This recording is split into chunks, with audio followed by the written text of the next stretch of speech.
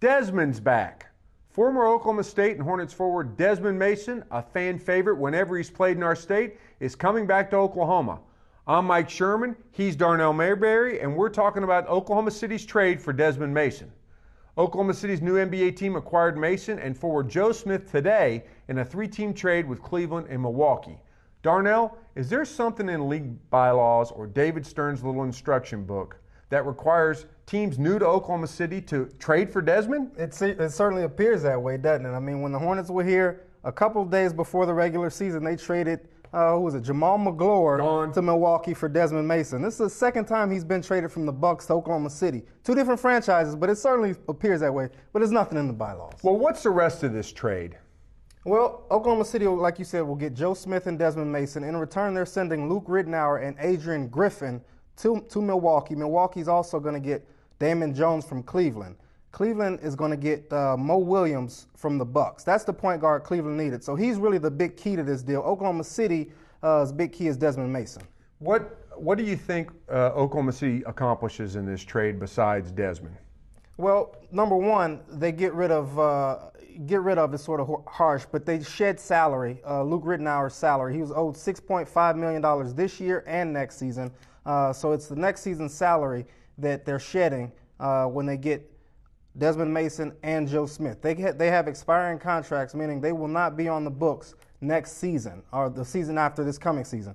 So, they shed salary. By getting Luke Ridnour to Milwaukee, you're getting more playing time for Russell Westbrook. You don't have to worry about sort of a disgruntled point guard who's probably going to go to Milwaukee and start, and Luke Ridnour being on the end of your bench, not playing and getting overpaid for not playing. So you free up more minutes for Russell Westbrook, the number 4 overall pick. Also defensively, Desmond will guard you, and Joe Smith is a physical presence in the post. Is that a big part of this trade too? Yeah, I mean they get great defenders in Joe Smith. He's an interior guy. Desmond Mason can guard. I mean he proved it with the Hornets. He can guard point guard, shooting guard, small forwards. He even guarded power forwards some with the Hornets. So he's versatile. Both of them are versatile.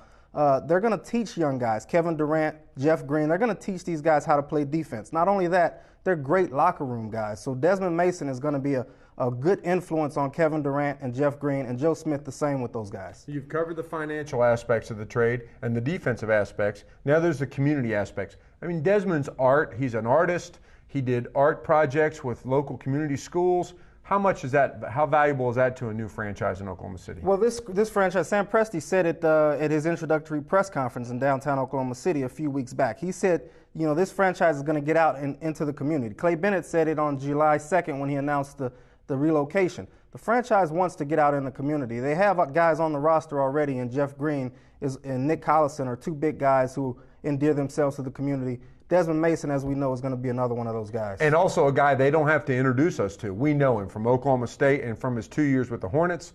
Now, who is this Joe Smith guy?